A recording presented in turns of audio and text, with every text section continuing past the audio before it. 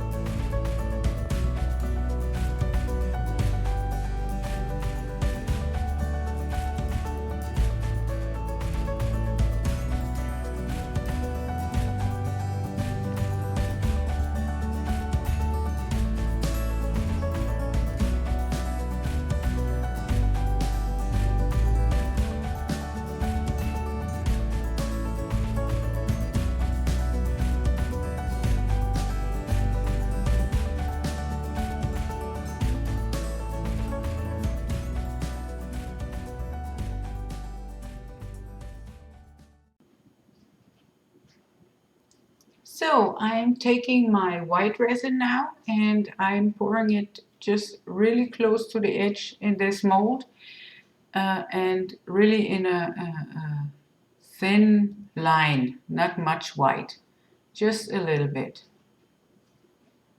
as you can see. And I kind of put a lot of pigment paste in there just to make it possible for the white to travel much wider or much further into the center. And I figured the more paste I take, the more it travels into the center. So here I'm stirring my blue color around again, and then I will pour it just on the edge of the white resin.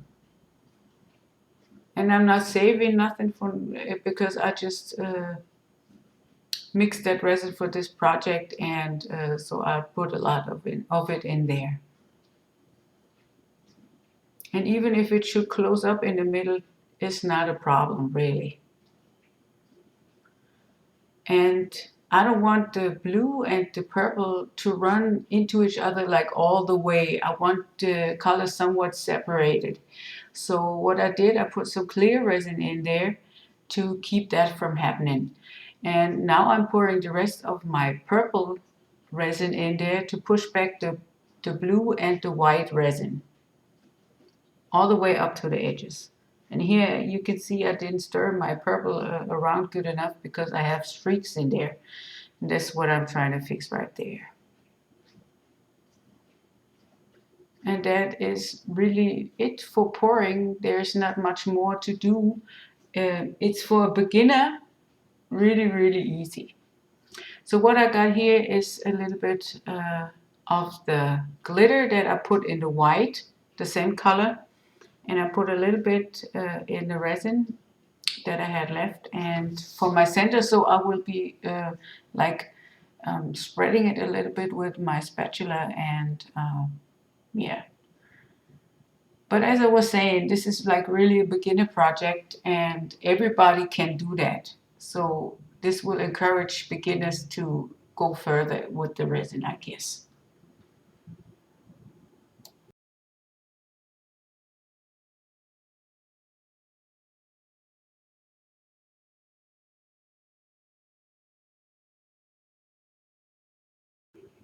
There I had a little bit of leftover white, and as you can see, I'm just pouring it again just on the rim of that mold because I don't want it to be a too thick of a line in front later. And therefore I'm carefully just pouring it on the corners of that piece.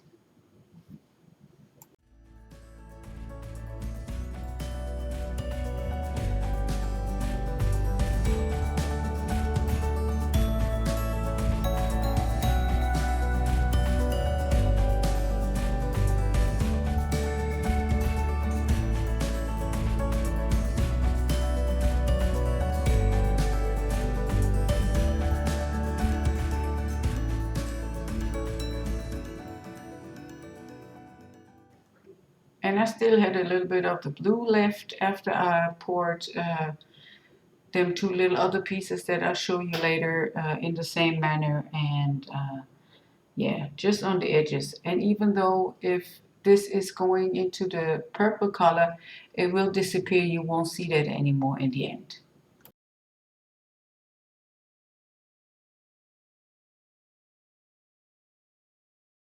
So I put the camera on high speed. This is about 50 times as fast as usual. It took about 15 minutes for the piece to move the way it does right now.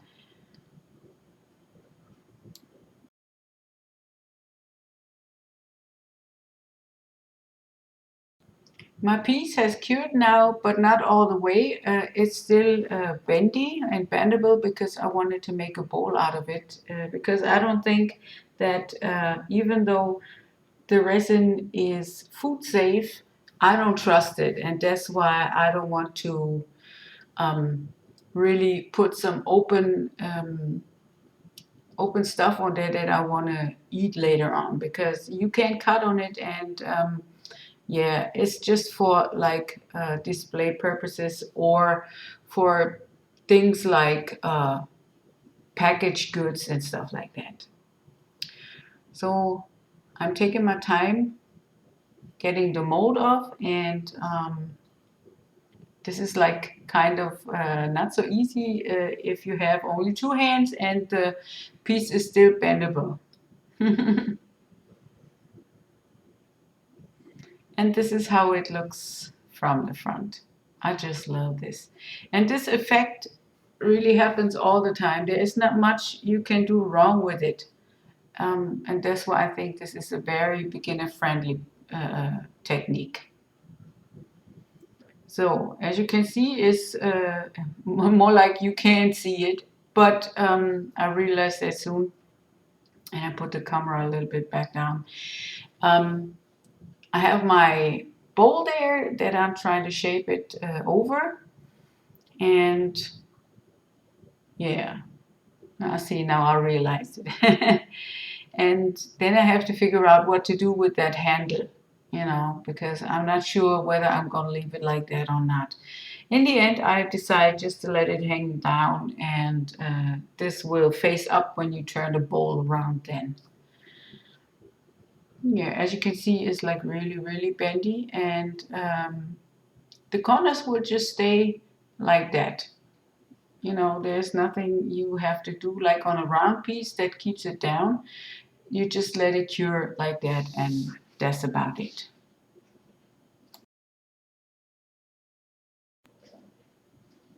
And here I have one of those other pieces that I made with the leftover resin, and it came out just fine. And I pushed it into a resin mold just to keep its shape, and this will work too, but just with like little things, you know. With bigger bowls that won't work, I guess. So here I'm pushing my handle back down because I think this looks much more cuter.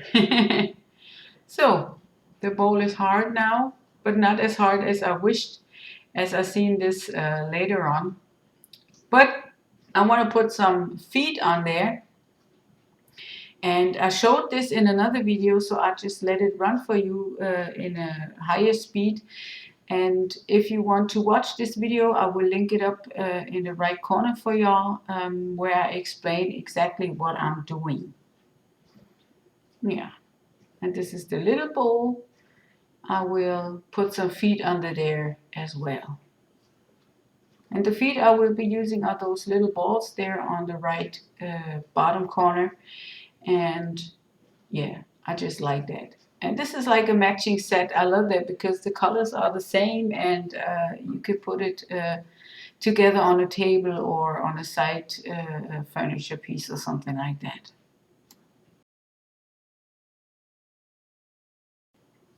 So I take my little feet and even them out a little bit with my nail file, and then I will position them on my workspace to see how the bowl would fit in there or on there, and how this could be possible to stand up then. As you can see, this is what I did right here. I figured out how that works best. So now I'm getting my UV lamp, and yeah, what I'm going to do is I just put a drop of UV resin on top of those crevices, sit my bowl on it, put my lamp on, and put it on the other side as well, and let that harden. And I will do that for the little bowls as well.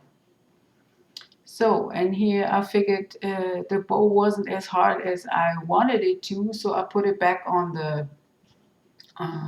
the original bowl, and yeah, let it sit another 24 hours till it's really cured. So I hope you like what I did. I love the result, and I will put some pictures in the sunlight for you and a little clip where you can really see what I have created. Thank you.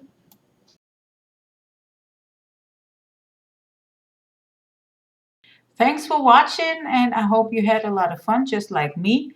If you like what I did, please subscribe to my channel or ring the bell or leave a thumbs up. I'd like that very much, and it's very much appreciated. Until next time, bye bye.